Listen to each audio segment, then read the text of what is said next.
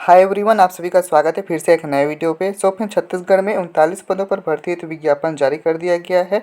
इसमें सहायक programmer, stenographer, अंग्रेजी स्टेनोग्राफर, हिंदी सहायक ग्रेड 3 सहित अनेक पदों पर भर्ती हेतु विज्ञापन जारी किया गया है। संपूर्ण जानकारी मैं आप सभी को इस वीडियो में बताने वाला हूँ, तो वीडियो के एंड तक बने रहिएगा। तो चलिए वीडियो को स्टार्ट करते हैं। तो यह विज्ञापन जो है कार्यालय जिला सत्र न्यायाधीश जसपुर की ओर से सीधी भर्ती हेतु विज्ञापन जारी किया गया है। यहाँ पर आप डेट देख सकते हैं, 4 मार्च 2024 को यह विज्ञापन जारी किया गया है। इसमें जो कुछ भी बताया गया है, आइए मैं आप सभी को अच्छे से पढ़ के बता देता हूँ, ताकि आपके मन में जॉब सेट है जितना भी आपका डाउट होगा तो आपका क्लियर हो जाएगा। ठीक है, तो यहाँ पर ध्यान दीजिएगा। इसमें बताया गया है आवेदन पत्र प्रस्तुत करने की अंतिम तिथि बताया गया, आपको ध्यान में रखना है 6 अप्रैल तक आप जो है शाम के 5 बजे तक आवेदन पत्र जो है प्रस्तुत कर सकते हैं। और यहाँ पर बताया गया है आवेदन पत्र कैसे प्रस्तुत करना है, स्पीड पोस्ट के माध्यम से, रजिस्टर्ड डाक के माध्यम से, या अथवा जो है स्वयं कार्यालय में उपस्थित होकर आप जो है आवेदन पत्र प्रस्तुत कर सकते हैं। ठीक है, इसके बाद इसमें आगे बताया गया है जिला न्यायालय जसपुर की स्थापना के अंतर्गत तृतीय श्रेणी सहायक प्रोग्राम स्टेनोग्राफर, अंग्रेजी स्टेनोग्राफर, हिंदी सहायक ग्रेड 3 के समकक्ष साक्ष्य लेखक, आदेशिका लेखक, नायाब नाजीर, सेल अमीन, प्रतिलिपिकार, सहायक अभिलेखपाल, भृत्य, कोर्ट मैनेजर, अमला हेतु स्टेनोग्राफर हिंदी संविदा है ना। इसके बाद यहाँ पर बताया गया सहायक ग्रेड 3 संविदा भर्ती। ठीक है, इसके बाद भृत्य संविदा है। इसके निम्नलिखित रिक्त पदों पर सीधी भर्ती हेतु छत्तीसगढ़ शासन विधि एवं विधायी कार्य विभाग, मंत्रालय, महानदी भवन, अटल नगर, नवा रायपुर का पत्र क्रमांक यहाँ पर बताया गया है। ठीक है, दिनांक यहाँ पर बताया गया 19 फरवरी 2024 के अनुसार प्राप्त अनुमति के तहत अर्हता प्राप्त भारतीय नागरिकों से जिला न्यायालय जसपुर में दिनांक यहाँ पर बताया गया 6 अप्रैल 2024 की शाम के 5 बजे तक जो है निर्धारित प्रारूप में आवेदन पत्र आमंत्रित किए जाते हैं। उक्त तिथि के पश्चात प्राप्त होने वाले आवेदन पत्रों पर विचार नहीं किया जाएगा। तो आपको ध्यान में रखना है, यहाँ पर जो निर्धारित तिथि बताया गया है उससे पहले ही आपको फॉर्म को भर देना है। ठीक है, यहाँ पर जो बताया गया है कैसे भरना है, यानी कि स्पीड पोस्ट के माध्यम से भरना है, या फिर आप चाहे तो रजिस्टर्ड डाक के माध्यम से, या फिर आप जो है स्वयं उपस्थित होकर आप फॉर्म को भर सकते हैं। ठीक है, आपको कार्यालय में जाना है और उपस्थित होकर आप फॉर्म को भर सकते हैं। इसके बाद इसमें जो है पदों का विवरण दिया गया है, आइए मैं आप सभी को अच्छे से बता देता हूँ। तो देखिए, इसमें बताया गया है, यहाँ पर देख सकते हैं क्रमांक में यहाँ पर बताया गया है, रिक्त पदों का नाम यहाँ पर बताया गया है, और पदों की जो संख्या है उसको बताया गया है। ठीक है, आरक्षित पद में जो है अनुसूचित जनजाति, अनुसूचित जाति, अन्य पिछड़ा वर्ग का कितना कितना है उसको यहाँ पर बताया गया, और अनारक्षित पद का यहाँ पर बताया गया है। ठीक है, तो देखिए सबसे पहले यहाँ पर जो है सहायक प्रोग्रामर का है। यहाँ पर रिक्त पदों की संख्या यहाँ पर 1 देखने को मिल रहा है। ठीक है, इसमें जो है रिक्त पदों की जो संख्या 1 है यहाँ, जो कि अनारक्षित पद का है, जो कि मुक्त का है। ठीक है, इसके बाद यहाँ पर देखिए दूसरा में आपका स्टेनोग्राफर अंग्रेजी का है। इसमें पदों की जो संख्या है 2 है। इसमें देखिए अनुसूचित जनजाति में मुक्त में यहाँ पर 1 पद देखने को मिल रहा है, और जो है अनारक्षित पद जो कि सामान्य में आपको मुक्त में 1 पद देखने को मिल रहा है। ठीक है, इसके बाद यहाँ पर तीसरा नंबर पर है स्टेनोग्राफर, जो है हिंदी का है। इसमें 1 पद देखने को मिल रहा है, जो कि अनुसूचित जनजाति में मुक्त में 1 पद देखने को मिल रहा है। इसके बाद यहाँ पर देखिए चौथा नंबर पर है आपका सहायक ग्रेड 3 के समकक्ष साक्ष्य लेखक, आदेशिका लेखक, नायाब नाजीर, सेल अमीन, प्रतिलिपिकार, सहायक अभिलेखपाल का है। इसमें देखिए इसमें जो है पदों की जो संख्या है कुल 29 पद यहाँ पर देखने को मिल रहा है, जो कि काफ़ी बड़ी संख्या है। ठीक है, इसमें देखिए अनुसूचित जनजाति में मुक्त का यहाँ पर 11 पद देखने को मिल रहा है, महिला का यहाँ पर जो है 4 पद देखने को मिल रहा है। ठीक है, अनुसूचित जनजाति में, और यहाँ पर भूतपूर्व सैनिक में यहाँ पर 3 पद देखने को मिल रहा है, और दिव्यांग में यहाँ पर 2 पद देखने को मिल रहा है। ठीक है, इसके बाद यहाँ पर अन्य पिछड़ा वर्ग में मुक्त में यहाँ पर 3 पद देखने को मिल रहा है, और महिला में यहाँ पर 2 पद यहाँ पर जो है देखने को मिल रहा है। इसके बाद यहाँ पर देखिए अनारक्षित में, ठीक है, सामान्य में आपको जो है मुक्त में 3 पद देखने को मिल रहा है, और महिला में यहाँ पर 1 पद यहाँ पर देखने को मिल रहा है। ठीक है, इसके बाद यहाँ पर जो है आगे बताया गया है चतुर्थ श्रेणी पद के लिए है। ठीक है, इसमें देखिए 5वां है आपका ब्रीथ का है। ठीक है, इसमें देखिए यहाँ पर जो है जो पदों की संख्या है वो 3 है। ठीक है, इसमें मुक्त में यहाँ पर देखिए 2 पद देखने को मिल रहा है, और जो है महिला का यहाँ पर 1 पद देखने को मिल रहा है। यह जो है अनुसूचित जनजाति का है। ठीक है, यह जो है अनुसूचित जनजाति का है। इसके बाद यहाँ पर देखिए आगे बताया गया है,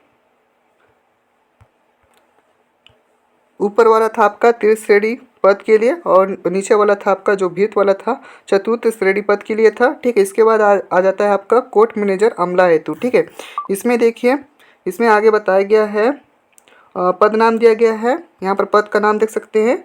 छठवां है आपका स्टेनोग्राफर हिंदी संविदा का है। ठीक है, इसमें देखिए अनारक्षित या आरक्षित का यहाँ पर बताया गया, अनारक्षित का है। इसमें पदों की जो संख्या 1 है। इसमें जो है पद का प्रकार बताया गया स्थायी अस्थायी। तो इसका जो है अस्थायी संविदा भर्ती रहेगा और इसका मासिक वेतन रहेगा 26,490 रुपया। इसके बाद यहाँ पर 7वां नंबर पर बताया गया सहायक ग्रेड 3 का है जो कि संविदा भर्ती है। इसमें देखिए अनारक्षित है। ठीक है, इसमें एक पद देखने को मिल रहा है जो कि अस्थायी संविदा भर्ती है और इसमें मासिक वेतन रहेगा 18,000 रुपये। इसके बाद यहाँ पर 8वां नंबर पर दिया गया संविदा का भर्ती है। ठीक है, इसमें वृत्त का है, इसमें जो है अनारक्षित का है। ठीक है, इसमें जो है कुल एक पद देखने को मिल रहा है। इसमें जो है अस्थायी संविदा भर्ती है और इसका जो मासिक वेतन रहेगा 14,400 रुपया। ठीक है, तो ये था आपका पदों के बारे में। तो चलिए अब जो है भर्ती की पात्रता एवं शर्त तथा वेतन देख लेते हैं। तो देखिए यहाँ पर बताया गया है, सबका एक एक करके बताया गया। आइए मैं आपको बता देता हूँ। तो देखिए पहला बताया गया है आपका सहायक प्रोग्रामर पद के लिए है। इसका वेतन मान बताया गया है, वेतन मैट्रिक्स लेवल 9 के अनुसार रहेगा और इसका जो वेतन रहेगा 38,100 से लेकर के 1,20,400 रहेगा। ठीक है, इसमें देखिए आगे बताया गया है Unix open source software Windows NT में कार्य करने के अनुभव के साथ निम्नलिखित शैक्षणिक योग्यता यहाँ पर बताया गया है। तो देखिए इसका शैक्षणिक योग्यता बताया गया है, किसी भी मान्यता प्राप्त विश्वविद्यालय संस्था से कंप्यूटर विज्ञान एवं संबंधित विषय में MCA SSC BE या BTech की डिग्री होना चाहिए। इसके बाद यहाँ पर अथवा करके बताया गया है मान्यता प्राप्त विश्वविद्यालय से द्वितीय श्रेणी में स्नातक उपाधि के साथ DOE से A लेवल कोर्स या किसी मान्यता प्राप्त विश्वविद्यालय से PGDCA तथा प्रोग्रामिंग सॉफ्टवेयर डेवलपमेंट में 3 वर्ष का अनुभव होना चाहिए। और यहाँ पर दूसरा करके बताया गया है उच्च शैक्षणिक योग्यता वाले अभ्यर्थी को प्राथमिकता दी जाएगी। ठीक है, और देखिए आगे बताया गया है यह जो है अपेक्षित है कि उम्मीदवार को छत्तीसगढ़ी भाषा जो है आना चाहिए। ठीक है, बोली या भाषा का ज्ञान होना ही चाहिए छत्तीसगढ़ का। इसके बाद यहाँ पर आगे बताया गया है दूसरा है आपका स्टेनोग्राफर अंग्रेजी पद के लिए है। इसमें देखिए वेतनमान बताया गया है, वेतन मैट्रिक्स लेवल 7 के अनुसार रहेगा। ठीक है, इसका वेतन रहेगा 28,700 से 91,300 तक रहेगा। ठीक है, इसके बाद इसका शैक्षणिक योग्यता बताया गया है। तो देखिए इसमें बताया गया है किसी मान्यता प्राप्त विश्वविद्यालय से स्नातक परीक्षा उत्तीर्ण होना चाहिए। और यहाँ पर आगे बताया गया दूसरा नंबर पर मान्यता प्राप्त शीघ्र लेखन तथा मुद्र लेखन बोर्ड परीक्षा द्वारा अंग्रेजी शीघ्र लेखन उत्तीर्ण होना चाहिए। तीसरा बताया गया कंप्यूटर में अंग्रेजी मुद्र लेखन का ज्ञान होना चाहिए। और यहाँ पर चौथा बताया गया कंप्यूटर एप्लीकेशन के उपयोगी भागों का जानकारी होना चाहिए। ठीक है, और यहाँ पर बताया गया है पाँचवा यह अपेक्षित है कि उम्मीदवार को छत्तीसगढ़ी बोली तथा या स्थानीय भाषा का ज्ञान होना चाहिए। ठीक है, तो ये था आपका स्टेनोग्राफर पद के लिए। ठीक है, जो कि अंग्रेजी भाषा का था। इसके बाद यहाँ पर देखिए स्टेनोग्राफर हिंदी पद के लिए यहाँ पर बताया गया है। तो देखिए वेतन मान यहाँ पर बताया गया है, वेतन मैट्रिक्स के लेवल 7 के अनुसार आपको यहाँ पर देखने को मिल रहा है। इसका मासिक वेतन सेम रहेगा 28,700 से लेकर के 91,300 तक रहने वाला है। इसके बाद यहाँ पर जो है शैक्षणिक योग्यता बताया गया है। पहला बताया गया किसी भी मान्यता प्राप्त विश्वविद्यालय से स्नातक परीक्षा उत्तीर्ण होना चाहिए। और यहाँ पर बताया गया कि दूसरा मान्यता प्राप्त शीघ्र लेखन तथा मुद्र लेखन बोर्ड द्वारा हिंदी शीघ्र लेखन उत्तीर्ण होना चाहिए। तीसरा बताया गया कंप्यूटर में हिंदी मुद्र लेखन का ज्ञान होना चाहिए। और चौथा बताया गया है कंप्यूटर एप्लीकेशन के उपयोग की जानकारी होना चाहिए। और यहाँ पर पाँचवा बताया गया यह अपेक्षित है कि उम्मीदवार को छत्तीसगढ़ी बोली तथा स्थानीय भाषा का ज्ञान होना चाहिए। ठीक है, यहाँ पर आपको जो है वेतन आपको ठीक ठाक देखने को मिल रहा है, काफ़ी अच्छा खासा वेतन आपको मिल रहा है। ठीक है, इसके बाद यहाँ पर आगे बताया गया है चौथा है जो कि आपका है सहायक ग्रेड 3 के समकक्ष साक्ष्य लेखक आदेशिका लेखक नायब नाजीर सेल अमीन प्रतिलिपिकार सहायक अभिलेखपाल ठीक है, इसका है। तो देखिए इसका वेतनमान रहेगा वेतन मैट्रिक्स लेवल 4 के अनुसार रहेगा। इसका जो वेतन रहेगा 19,500 से 62,000 रुपये तक रहने वाला है। अगर शैक्षणिक योग्यता की अगर बात करें तो देखिए इसमें बताया गया है, पहला है किसी भी मान्यता प्राप्त विश्वविद्यालय से स्नातक परीक्षा उत्तीर्ण होना चाहिए, और दूसरा बताया गया है किसी मान्यता प्राप्त बोर्ड या विश्वविद्यालय से कंप्यूटर में 1 वर्षीय डिप्लोमा कोर्स उत्तीर्ण होना चाहिए। ठीक है, तो आपको जो है इसको ध्यान में रखना है। इसके बाद यहाँ पर तीसरा नंबर पर बताया गया कंप्यूटर में हिंदी एवं अंग्रेजी मुद्रण लेखन का ज्ञान होना चाहिए। और यहाँ पर जो है चौथा बताया गया, यह अपेक्षित है कि उम्मीदवार को छत्तीसगढ़ी बोली या स्थानीय भाषा का ज्ञान होना चाहिए। ठीक है, ये था आपका सहायक ग्रेड 3 के जो है शैक्षणिक योग्यता वेतन का यहाँ पर जानकारी बताया गया था। ठीक, इसको मैं बता दिया। इसके बाद यहाँ पर देखिए पाँचवा बताया गया है जो कि भृत्य के लिए है। ठीक है, इसमें देखिए इसका जो शैक्षणिक योग्यता बताया गया है, किसी भी मान्यता प्राप्त बोर्ड से पूर्व माध्यमिक शाला अर्थात कक्षा 8वीं उत्तीर्ण होना चाहिए। और यहाँ पर आगे बताया गया है उम्मीदवार को जो है छत्तीसगढ़ी बोली या स्थानीय भाषा का ज्ञान होना चाहिए। ठीक है, इसमें जो है वेतन अभी नहीं बताया गया है। ठीक है, इसका जो वेतन रहेगा आगे बताया जाएगा। ठीक है, तो देखिए इसके बाद यहाँ पर जो 6वां नंबर पर बताया गया कोर्ट मैनेजर स्टाफ हेतु पद के लिए यहाँ पर बताया गया है। ठीक है, इसमें देखिए स्टेनोग्राफर हिंदी है ना, इसका संविदा भर्ती है। इसमें देखिए कोर्ट मैनेजर स्टाफ हेतु पद के लिए यहाँ पर बताया गया वेतनमान, इसका मासिक वेतनमान रहेगा 26,490 रुपये आपको देखने को मिल रहा है। ठीक है, इसमें देखिए इसका शैक्षणिक योग्यता बताया गया है किसी भी पहला दिया गया किसी भी मान्यता प्राप्त विश्वविद्यालय से स्नातक परीक्षा उत्तीर्ण होना चाहिए। और यहाँ पर दूसरा नंबर पर बताया गया किस मान्यता प्राप्त शीघ्र लेखन तथा मुद्र लेखन बोर्ड द्वारा हिंदी शीघ्र लेखन उत्तीर्ण होना चाहिए। इसके बाद यहाँ पर तीसरा नंबर पर बताया गया कंप्यूटर में हिंदी मुद्र लेखन का जो है ज्ञान होना चाहिए। चौथा बताया गया है कंप्यूटर एप्लीकेशन के उपयोग की जानकारी होना चाहिए। और यहाँ पर पांचवा बताया गया है जो है उम्मीदवार को छत्तीसगढ़ी बोली या स्थानीय भाषा का ज्ञान होना ही चाहिए। ठीक है, इसके बाद यहाँ पर देखिए आगे बताया गया है सहायक ग्रेड 3 का है जो कि संविदा कोर्ट मैनेजर स्टाफ हेतु पद के लिए बताया गया है। ठीक है, यह जो है संविदा भर्ती है। ठीक है, इसमें बताया गया है। और यहाँ पर ध्यान दीजिएगा इसका जो वेतनमान रहेगा मासिक वेतनमान यहाँ पर बताया गया 18,000 रुपये मात्र रहने वाला है। ठीक है, और यहाँ पर शैक्षणिक योग्यता बताया गया है और पहला बताया गया है किसी भी मान्यता प्राप्त विश्वविद्यालय से स्नातक का परीक्षा उत्तीर्ण होना चाहिए। और यहाँ पर दूसरा बताया गया किसी भी मान्यता प्राप्त बोर्ड या विश्वविद्यालय से कंप्यूटर में से 1 वर्षीय डिप्लोमा कोर्स उत्तीर्ण होना चाहिए। इसके बाद यहाँ पर तीसरा नंबर पर बताया गया कंप्यूटर में हिंदी एवं अंग्रेजी मुद्र लेखन का ज्ञान होना चाहिए। ठीक है, हिंदी और अंग्रेजी टाइपिंग आपको अच्छे से आना चाहिए। इसके बाद यहाँ पर जो है आगे बताया गया है इसमें जो है उम्मीदवार को छत्तीसगढ़ी बोली या स्थानीय भाषा का ज्ञान होना चाहिए। ठीक है, इसके बाद यहाँ आगे देखिए भृत्य का है। ठीक है, भृत्य में देखिए भृत्य संविदा कोर्ट मैनेजर स्टाफ हेतु पद के लिए यहाँ पर बताया गया वेतनमान आपका यहाँ पर रहेगा मासिक वेतनमान 14,400 रुपये देखने को मिल रहा है जो कि अच्छा खासा है। इसके बाद यहाँ पर देखिए शैक्षणिक योग्यता यहाँ पर बताया गया है पहला है किसी भी मान्यता प्राप्त बोर्ड से पूर्व माध्यमिक शाला अर्थात कक्षा 8वीं पास होना चाहिए। इसके बाद यहाँ पर आगे बताया गया है इस उम्मीदवार को जो है छत्तीसगढ़ी बोली अथवा स्थानीय भाषा का ज्ञान होना चाहिए। ठीक है, तो आपको जो है यहाँ पर सभी पदों का जो है अलग अलग शैक्षणिक योग्यता देखने को मिल रहा है और सबका जो है अलग अलग जो है वेतन देखने को मिल रहा है। ठीक है, इसमें जो है अच्छा खासा वेतन देखने को मिल रहा है सभी में। ठीक है, तो आप जो है इसके लिए ज़रूर अप्लाई करिएगा। ठीक है, इसके बाद यहाँ पर देखिए महत्वपूर्ण जानकारी बताया गया, आप इसे अच्छे से पढ़ लीजिएगा। इसके बाद यहाँ पर आयु सीमा एवं पात्रता और अन्य शर्तें बताया गया है। ठीक है, इसे भी आप जो है पढ़ लीजिएगा। इसके बाद यहाँ पर जो आयु बताया गया आयु मैं आपको इसको बता देता हूँ। तो देखिए उम्मीदवार दिनांक 1/1/2024 को जो है 18 वर्ष पूर्ण कर ली गई हो। ठीक है, परंतु 30 वर्ष से अधिक ना हो। ठीक है, और छत्तीसगढ़ के स्थानीय निवासियों की उम्र जो है 35 वर्ष हो तथा उसमें अधिकतम आयु जो की सीमा जो है 35 वर्ष में जो है 5 वर्ष की जो है छूट की अवधि कैलेंडर वर्ष दिनांक यहाँ पर बताया गया है 31/12/2028 की समाप्ति तक के लिए प्रदान की गई है। ठीक है, इसके बाद यहाँ पर देखिए आगे बताया गया है। ठीक है, इसमें छूट संबंधी जानकारी बताया गया, आप इसे अच्छे से पढ़ सकते हैं। इसका लिंक मैं आपको वीडियो के डिस्क्रिप्शन पर दे दूंगा। ठीक है, जो इम्पोर्टेंट है उसको मैं बता देता हूँ। तो देखिए इसमें आगे बताया गया है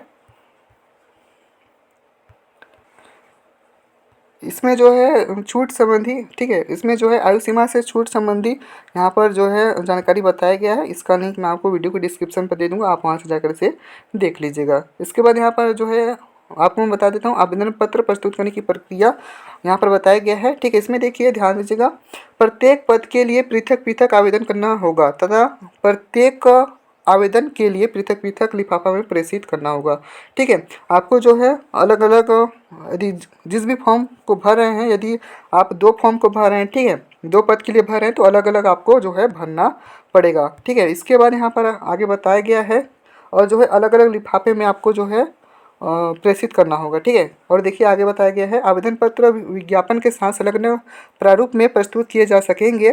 पूर्णतः भरे हुए आवेदन पत्र यहाँ पर दिनांक बताया गया है, आपको मैं फिर से बता देना चाहूँगा 6 अप्रैल 2024 की जो है शाम के 5 बजे तक बंद लिफाफे में जिस पर स्पष्ट रूप से आवेदित पद का नाम लिखा हो, कार्यालय जिला एवं सत्र न्यायाधीश जसपुर छत्तीसगढ़ में स्पीड पोस्ट रजिस्टर्ड पोस्ट के माध्यम से अथवा स्वयं उपस्थित होकर प्रस्तुत किए जा सकते हैं।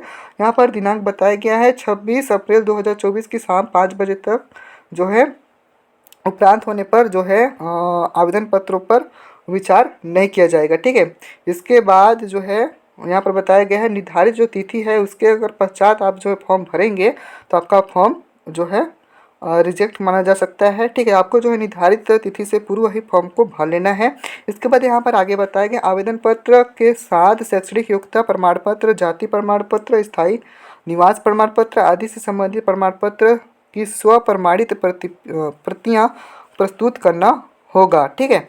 इसके बाद देखिए आगे इसमें बताया गया है आवेदन के साथ जन्म तिथि की सत्यता के लिए, है ना, सत्यता के संबंध में जन्म प्रमाण पत्र अथवा जो 5वीं 8वीं या 10वीं की जो परीक्षा उत्तीर्ण करने की जो अंकसूची है उसमें जन्म तिथि अंकित रहता है तो उसका आपका जो है प्रमाण पत्र का फोटोकॉपी लगने वाला है, ठीक है। उसमें देखिए जो है आपको जो है स्व प्रमाणित करना है, ठीक है। इसके बाद ही आपको फॉर्म को जो है भर के देना है, ठीक है, आपको ध्यान में रखना है। इसके बाद यहाँ पर आगे बताया गया है 4था नंबर पर ऐसे अभ्यर्थी जो शासकीय अर्ध शासकीय संस्था में सेवारत हैं उन्हें अपने नियोक्ता या विभाग प्रमुख का उक्त परीक्षा में सम्मिलित होने की अनुमति या अनापत्ति प्रमाण पत्र संलग्न करना अनिवार्य होगा।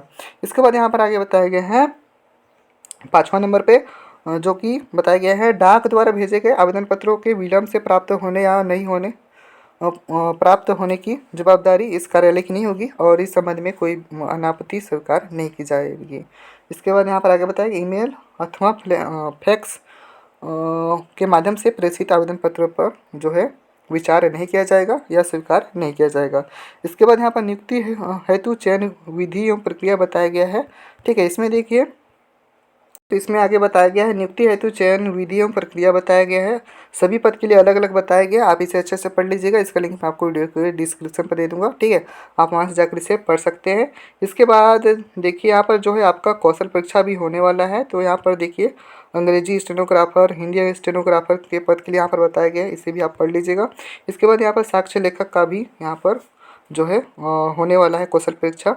इसके बाद देखिए यहाँ पर टिप करके बताया गया है, इसको मैं आपको बता देता हूँ। तो देखिए इसमें बताया गया है कौशल परीक्षा में सभी वर्ग के अभ्यर्थियों को जो है न्यूनतम 33% अंक प्राप्त करना अनिवार्य होगा। दस्तावेज परीक्षण में बताया गया है स्टेनोग्राफर हिंदी के पद हेतु अभ्यर्थी को मूल दस्तावेज सहित व्यक्तिगत उपस्थिति अनिवार्य होगी जिसमें अभ्यर्थी के दस्तावेजों का परीक्षण किया जाएगा। इसके बाद यहाँ पर साक्षात्कार में बताया गया स्टेनोग्राफर तथा सहायक 3 के पदों हेतु रिक्त स्थानों के विरुद्ध 3 गुना अभ्यर्थी साक्षात्कार हेतु पात्र होंगे। अभ्यर्थियों के अंक जो है अभ्यर्थियों के अंक समान होने पर उसे भी साक्षात्कार हेतु आहूत किया जाएगा। साक्षात्कार के जो है 10 अंक का होगा, ठीक है। इसके बाद यहाँ पर मेरिट सूची संबंधी यहाँ पर जानकारी बताया गया है। कौशल परीक्षा एवं साक्षात्कार में प्राप्त अंकों के योग के आधार पर मेरिट सूची जो है तैयार की जाएगी। इसके बाद इसमें बताया गया है चयन हेतु अभ्यर्थी वरीयता सूची के समान अंक प्राप्त होने की दशा में जन्मतिथि के आधार पर वरीयता की तय की जाएगी। जिस अभ्यर्थी की जन्मतिथि पहले होगी उसे प्राथमिकता दी जाएगी। ठीक है, यहाँ पर संपूर्ण जानकारी बताया गया, आप इसे अच्छे से पढ़ सकते हैं। इसके बाद यहाँ पर आगे बताया गया है अपूर्ण तथा त्रुटिपूर्ण की जानकारी। ठीक है, तो इसमें बताया गया प्रत्येक आवेदक को चाहिए कि वह विज्ञापन में दिए गए निर्देशों तथा आवेदन पत्रों में सभी जानकारी देकर अत्यंत सावधानीपूर्वक सही एवं पूर्ण जानकारी भरें। यदि आवेदन पत्र में कोई जानकारी अपूर्ण या त्रुटिपूर्ण दी जाती है तो उसकी पूरी जिम्मेदारी जो है आवेदक की होगी। ठीक है, और इसमें आगे बताया गया है त्रुटि तथा अपूर्णता के आधार पर आवेदक को बिना पूर्व सूचना दिए आवेदन पत्र चयन के किसी भी स्तर पर निरस्त किया जा सकेगा। उक्त पद हेतु निर्धारित योग्यता विज्ञापित तिथि तथा तक पूर्ण होने चाहिए। ठीक है, तो यहाँ पर जो भी नियम शर्त दिया गया है आप उसे अच्छे से पढ़ लीजिएगा। इसके बाद यहाँ पर देखिए आवेदन करने का प्रारूप मैं आपको बता देता हूँ। तो ये है आपका आवेदन करने का प्रारूप। ठीक है, यहाँ पर आपका जो है पासपोर्ट साइज फ़ोटो लगेगा। ठीक है, इसमें जो है सब प्रमाणित करना पड़ेगा। इसके बाद यहाँ पर जो है आवेदक का नाम लिखना है, हिंदी में लिखना है, इसके बाद अंग्रेजी में लिखना है। ठीक है, यहाँ पर संपूर्ण जानकारी आपको अच्छे से भरना है, इसे आप अच्छे से भर सकते हैं। ठीक है, यहाँ पर जो है सिंपल सा है, इसे आप अच्छे से भर सकते हैं। और यहाँ पर जो भी यहाँ पर मांगा गया है, ठीक है, यहाँ पर जो भी दस्तावेज मांगा गया है आप उसे भरकर यहाँ पर उसे सबमिट कर दीजिएगा। ठीक है, और यहाँ पर जो भी आप दस्तावेज लगा रहे हैं उसको यहाँ पर भरिएगा। तो ये था आपका जो है प्रारूप। इसके बाद यहाँ पर आगे बताया गया है प्रवेश पत्र के लिए है। ठीक है, यहाँ पर परीक्षा, लिखित परीक्षा, कौशल परीक्षा और साक्षात्कार है। तो यहाँ पर जो है फॉर्म दिया गया है, यहाँ पर आप जो है आपका नाम लिखना है। ठीक है, आवेदित पद का नाम लिखना है, इसके बाद यहाँ पर आपका नाम लिखना है। ठीक है, यहाँ पर फ़ोटो लगने वाला है आपका। ठीक है, तो यहाँ पर जो है संपूर्ण जानकारी आपको भरना पड़ेगा। ठीक है, यहाँ पर जो है सिंपल सा है, आप इसे अच्छे से भर सकते हैं। यह जो है आपका लिखित परीक्षा, कौशल परीक्षा में साक्षात्कार के लिए है। ठीक है, प्रवेश पत्र है आपका। तो यही जानकारी आप सभी को देना था। आशा करता हूँ यह वीडियो आपको काफ़ी पसंद आएगा। वीडियो को लाइक करके चैनल को सब्सक्राइब कर लीजिएगा। Thank you.